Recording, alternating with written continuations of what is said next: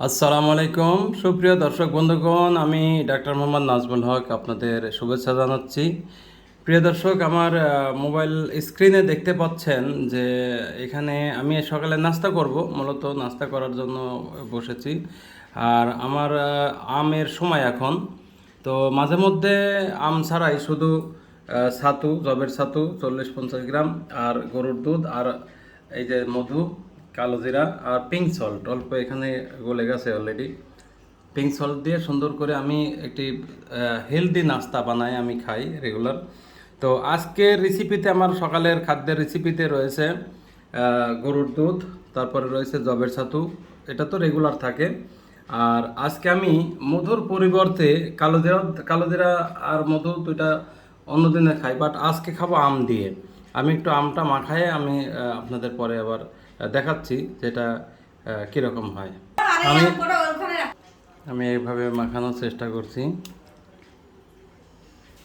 এই যে সুন্দরভাবে একটি রেসিপি তৈরি হয়ে যাচ্ছে সকালের নাস্তার। এভাবে আপনি সরাসরি খেতে পারবেন। 40 গ্রাম জবের ছাতু, একটা আম আর হাফ গ্লাস দুধ।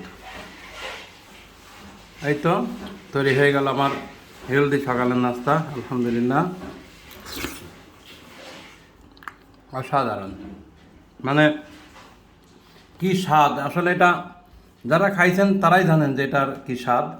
এই যে মানে আম দিয়ে, জবের ছাতু দিয়ে, দুধ দিয়ে মাখানো।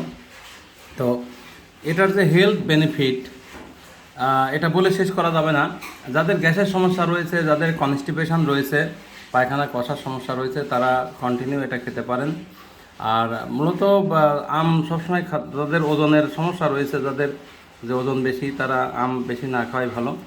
এমনি নর্মালি যারা ওজন কমাতে চাচ্ছেন, তারা 2 চামচ মধু, হাফ গ্লাস দুধ আর দিয়ে ওই সবে ছাতু দিয়ে আপনি স্যুপ তৈরি করে, অর্থাৎ এইভাবে মাখায় খেতে পারেন। সরাসরি শরবত তৈরি করেও খেতে পারেন। তো আমার রেসিপিতে কালো জিরা থাকে, আমি আজকে কালো জিরা নিলাম না, যেহেতু আম নিছি। মধু তো থাকেই। তো এইভাবে আপনি হেলদি নাস্তা বানায় সকালে খেলে আপনি চমৎকার একটি নাস্তা হয়ে যাবে। আপনার শরীরের সারাদিনের যে ক্লান্তি, এই যে আমি এখন সকাল 9টা বাজে, আমি আজকে দুপুর 2টার সময় লাঞ্চ করি নামাজের পরে।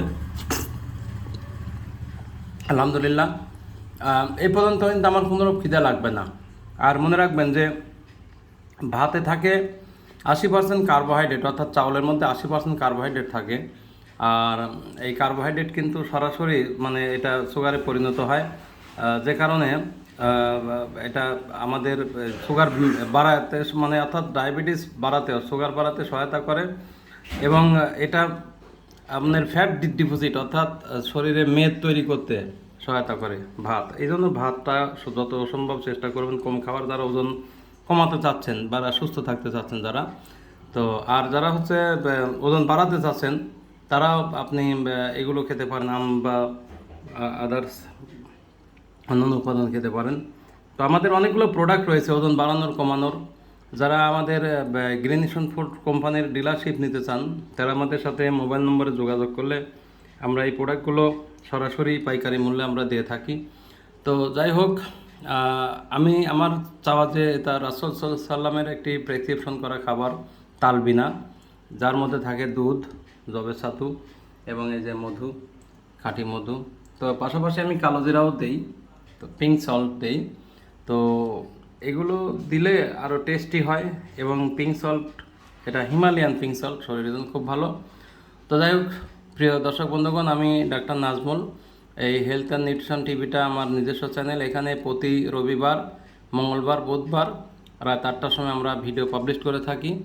তো আপনারা এই স্বাস্থ্যের উপরে হিউজ পরিমাণ ভিডিও আমাদের দেওয়া আছে চ্যানেলে, আপনারা এসে দেখবেন। বিভিন্ন রকমের ভিডিও আছে।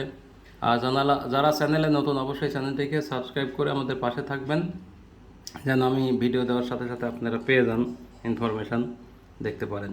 তো সবাই ভালো থাকবেন। এবং রাসূলের যে আদর্শ খাবার, সুন্নতি খাবার তালবিনা, অর্থাৎ জবের ছাতু দিয়ে যে তালবিনা বানানো হয়, তালবিনাটি খাবেন। তালবিনা খাইলে স্থায়ীভাবে যাদের গ্যাসের সমস্যা রয়েছে, গ্যাসের সমস্যা ভালো হয়ে যাবে।